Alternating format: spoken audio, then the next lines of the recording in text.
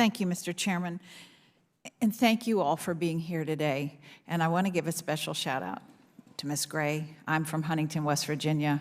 I understand, and we've been dealing with a lot of this since the 90s, really. Because of some of the comments that have just been made, I'm going to go off some of my questions and immediately go to the holistic aspect. And I'd like quick, short answers from the entire panel. Is faith-based recovery utilized to its full potential? Any one of you can give me quick answers. I'll jump in. I think faith-based is very important. You know, one of the things we know from the research is that different things work for different people.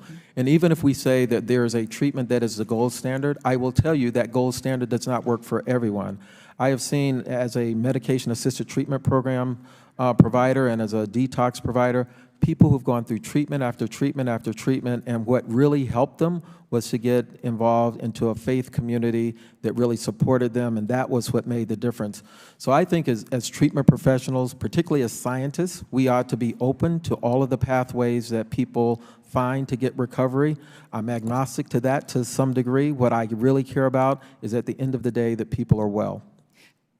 Go ahead. And I would just also add that that those individualized needs and what every person's going to need is going to be different. Absolutely. That starts with a very thorough needs assessment, and that can identify what have people tried in the past, what has worked, what maybe hasn't worked, and what all the options are, including medications as well as other mutual support services, counseling services, other medical and psychiatric services. So really getting to that whole person.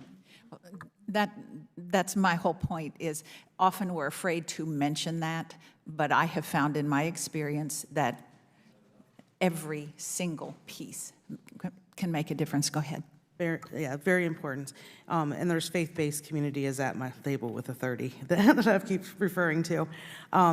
I think, though, that we know with the way the dopamine rides so high with the opioid that abstinence-based programs are about 90% fail rate.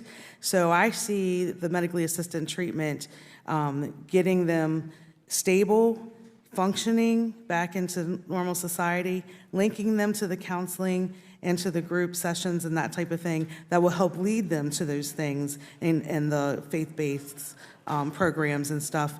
I've known there's a few people there in the movie that was done on addiction, in West Virginia, where the MAT for 4 years and now they're faith-based programs. So the recovery is so very important that, you know, it's like throwing spaghetti against the wall and trying to see what sticks. But recovery, to me, is the key.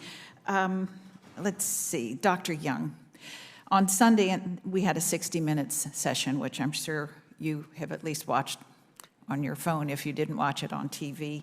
I've worked closely with the police department and very aware of what has gone on. What is your opinion? What are the best practices that you see?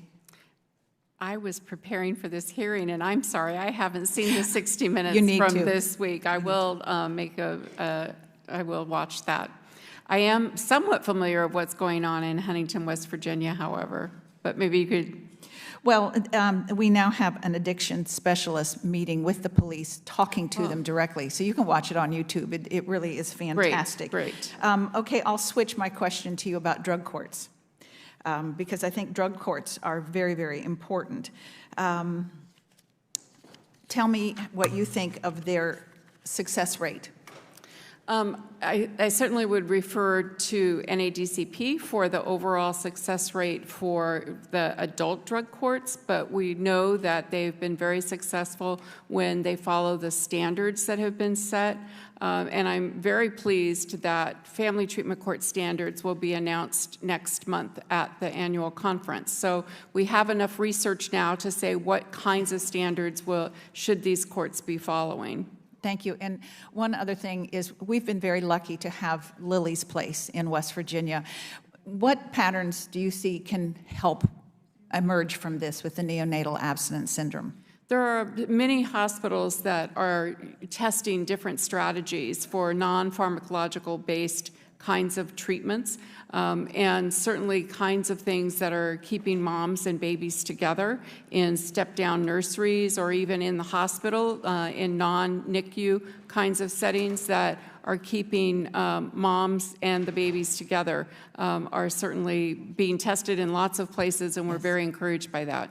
I just read in the paper that we now have a new program for babies from 6 weeks to 2 years, very much what you all have been talking about, having the mothers be able to get their hair done and involving the whole family. And I just feel that it's so important because this neonatal abstinence syndrome, the principals are seeing kids that are 5 and 6 years old coming into school, and they're not able to cope. Their mechanisms are anger very quickly. Right. So there's just so many aspects that I'm sure we could all sit around for a month and talk about and share ideas of what's important. I would Thank say every time we talk about treatment for an adult, we need to say, and the children, every single time along the panel and in the questions.